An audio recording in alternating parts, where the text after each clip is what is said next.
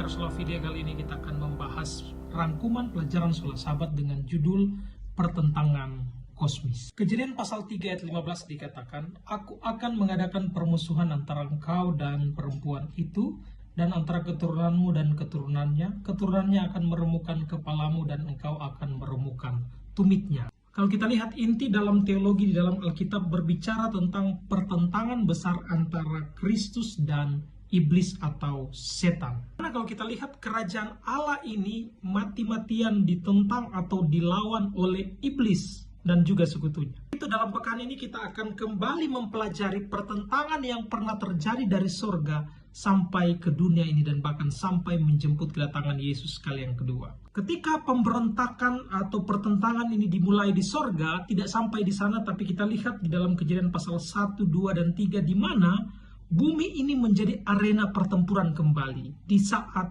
Tuhan menciptakan Adam dan Hawa atau manusia untuk hidup kekal, setan berusaha untuk kembali mempengaruhi manusia dan pada akhirnya mereka jatuh di dalam dosa. Nah, mungkin timbul pertanyaan, kenapa Tuhan menciptakan makhluk pemberontak ini ada di dalam kerajaan sorga?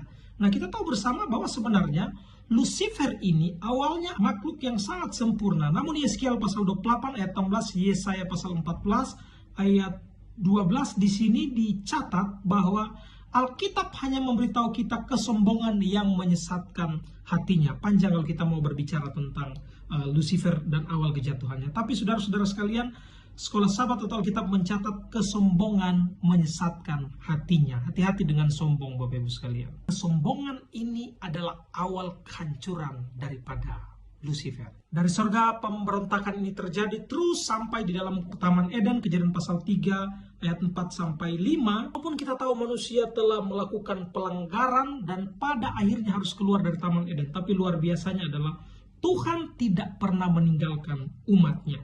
Dia berjanji bahwa Yesus akan menghancurkan setan dan mengakhiri akan konflik atau pertentangan. Sekali lagi pertentangan ini berlanjut. Yesus dan setan berhadapan face to face atau muka dengan muka. Maka ketika Yesus selesai mati di atas kayu salib, berhasil untuk menebus dosa saya dan Bapak Ibu, setan berhenti sampai di situ? Oh, tentunya tidak.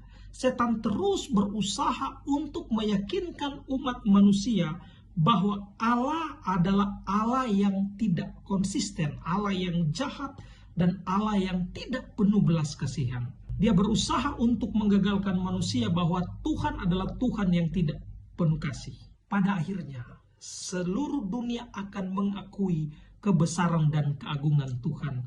Dan seluruh dunia akan tahu bahwa setan salah, Tuhanlah yang benar. Begitu Bapak Ibu sekalian, dalam pertentangan kosmik ini kita harus memilih kepada siapa kita akan menyembah, kepada siapa kita akan beriman dan menggantungkan kepercayaan kita dengan sungguh-sungguh di hadapan Tuhan.